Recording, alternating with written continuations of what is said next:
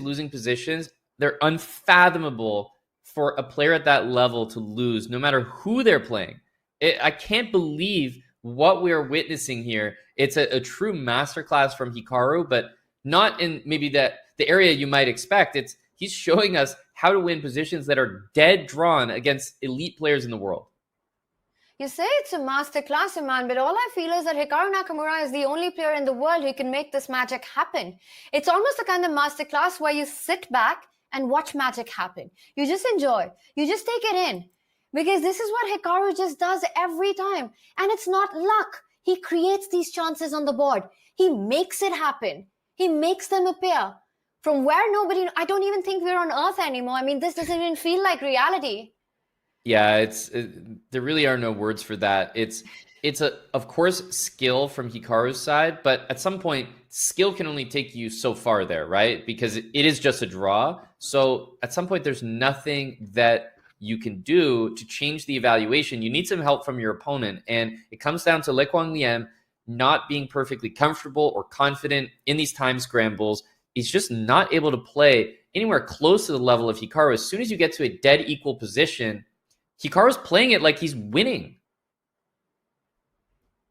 It's insane. It's absolutely nuts. And I think Hikaru himself, he realizes this, and perhaps that puts him on an even bigger beast mode where he just knows that things are working. He can feel it, the stars are aligning. He takes more chances. He takes more risks. And then regardless of what the position is, he manages to convert it at the end. And we're back in a position that we've seen before. We have seen this structure. It's a position that I think Quang is going to out of comfort. He just had a really nasty loss happen to him that he wants to shake off. So you go back to something that was comfortable. The last time that we saw this, it was a position where he actually did have a win in the waning moments of that game. I think maybe Rook A2 to try to take the A file here. Is he thinking about Knight C6? It almost felt like Liem was setting that up. He goes with your plan. Aman there, Rook A2 trying to trade the heavy pieces off, forcing Hikaru to give up his bishop, but this would improve Liem's pawn structure. He could go pawn takes bishop with the F pawn. Yeah, I'm almost wondering if you want to take with the D pawn, Knight D2, Knight D4. Yeah, I'm thinking about this because of Knight D4, but I'm also thinking about it because, Tanya, I'm looking at the match score, and I just feel I want to imbalance things a little bit more. But, it's not to say this is a great move, an easy protected pass pawn for Hikaru. I don't think he's going to be too concerned, but I can understand why Quang did that. And the more I see it once it appears, the more I like it. Well, match situation, one thing, but also generally, I think it's a winning approach, right? You trade the rooks off, you put your knight on D4, and you feel like that's why you can try to at least dominate the position. Hikaru immediately trying to break free. You take that pawn, you lose a key central pawn. Yeah, white almost wants to take and then play F4 to keep the E pawn. You can't do everything at once. Would love to trade maybe the F2 pawn for G5. But here, if you play King F3 and take with the king, that's one indication. But it takes a while for this knight to reach that desirable D4 square. But I wonder if after King F3, he just keeps the tension and marches up with his own king, perhaps. Maybe both sides are going to end up keeping the tension because neither wants to blink in this position. Black doesn't want to take on F4. White doesn't want to take on G5. Yep. King F3 makes sense to start. And, okay, Black will play the move F6. Like, it will happen here. Maybe King G7 and then F6. He decides to start with it. No big difference, I think. King G5, you can, of course, take with the knight here. So E5 is going to happen. And he's rerouting his knight to A5 to get to the C6 pawn.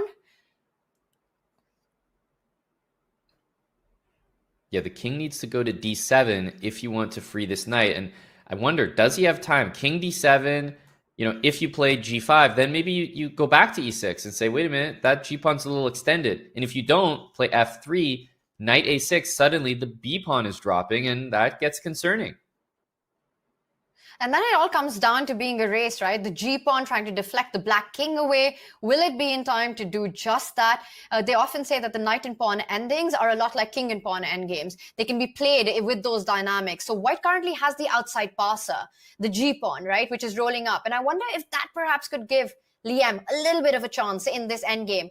Because, man, all he needs is one win to get that confidence back. Yeah, that's definitely right. What we're going to see here is Hikaru applying even more pressure in a supposedly equal position. And the reason is that after king d4, the king will go to f5, and you're a little bit in zugzwang. Not actually, but the idea is that the knights are both hitting the c pawn, and if the white knight moves, then black's knight is free to move as well. Hmm.